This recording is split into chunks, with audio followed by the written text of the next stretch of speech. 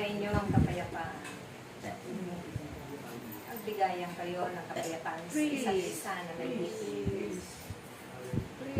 Dahil ang mga ngiti niya ay laging may kalakip na ating pag-ibig at kapangyarihan. Winawagay-way po ang aking watawat doon sa mga bansa na may pag-ibig upang sila man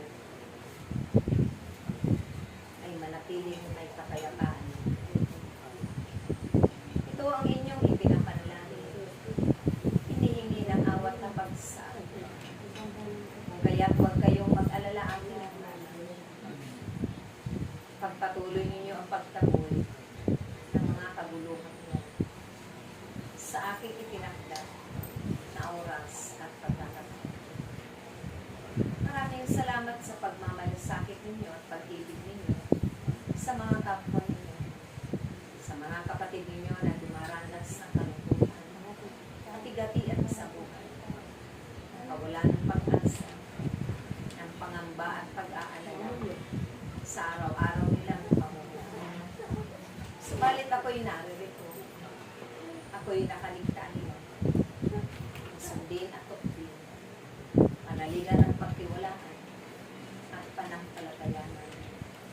Nang higit pa sa kanilang mga sinasamba, kakayamanan at mga kapangyarihan sa mundo. Kaya't huwag ninyong tutularan yan aking sambahin ninyo ang makapangyarihan Diyos na nagtakda ng inyong mga sarili at pumili sa inyo sa ugasan. Dahil kapag akong si Yahweh ang inyong pinaglilingkuran at paglilingkuran, kayo'y habang buhay na may kapayapaan sa sagana at bibiyayaan ko na mga himala ng kagalingan, mahabang buhay, kalakasan, at pagpapala na walang hanggan. Dahil ang mga iyan ay aking mga pangako sa inyo, na naroyan sa aking dambanan pasulat, at paulit-ulit ninyo itong sinasama sa aking pangalan. Kaya't napakapalad ninyo dahil naunawaan na ninyo ang katuruan ng aking salita. Kayo'y tunay na kahit abalangan bilang mga ina ng inyong tahanan. Subalit pinagsusumikapan ng bawat isa sa inyo, sundin ang ating kalooban.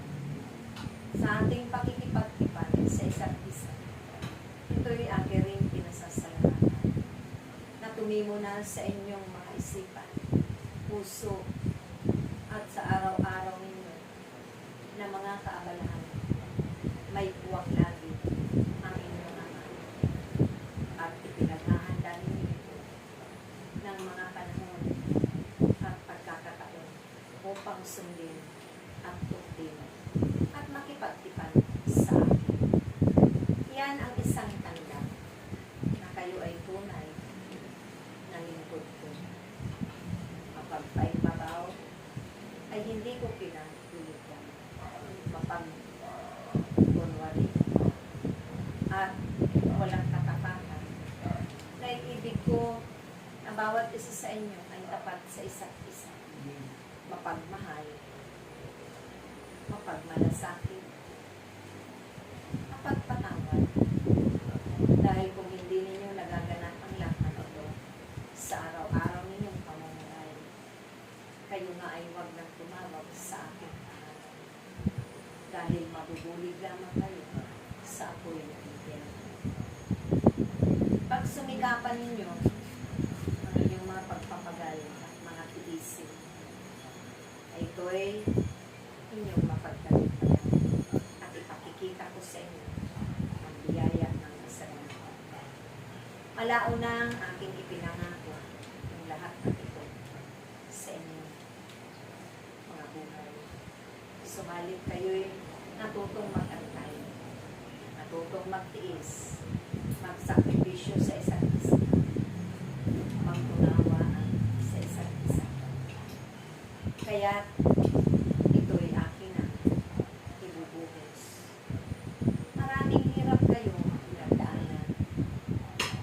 Subalit ito ang panahon ng pagnilay upang mapagbulay-bulayan niyo ang pinagdaanan ng aking bugtong na anak. Siya man ang umakot sa lahat ng inyong mga kasalanan. Siya man ang umibig din sa inyo. Dahil sa pag-ibig niya sa mga makasalanan, nialay niya ng buong puso, buong kababaan ng loob, ang kanyang sarili, ang kanyang dugo, upang ito ang luminis sa bawat kataon at kayo ay makalaya sa kalibutan ang lahat ng hindi ko pinagin. Ganon nga aking mga anak, huwag kayong magiging masusunod tulad ng aking mga anak doon sa malayo. Ako'y hindi pinansin sa aking panawagan.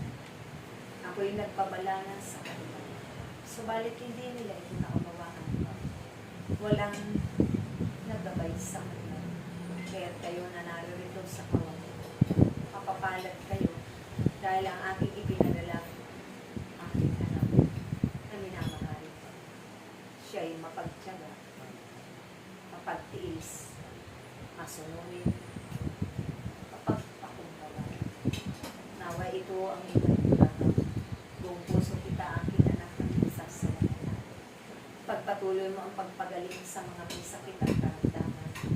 At tiyak yun, na sa kabila ng lahat ng ito, naroon ang aking inilaan na mga biyaya at pagpapalad sa bawat isa. Higit sa iyong Panginoon.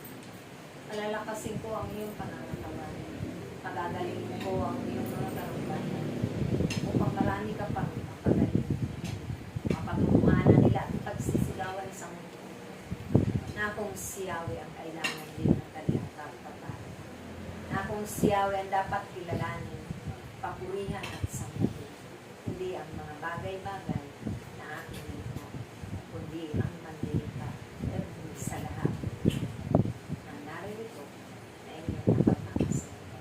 Sumainyo lagi ang pag-iibigan, ang kapayapaan sa isa't isa. Sumainyo lagi ang aking basbas ng mga biyaya at pagpapala na kayo'y hindi maaari saan man kayo tumayo. Sa aking pangalan, sa ngalan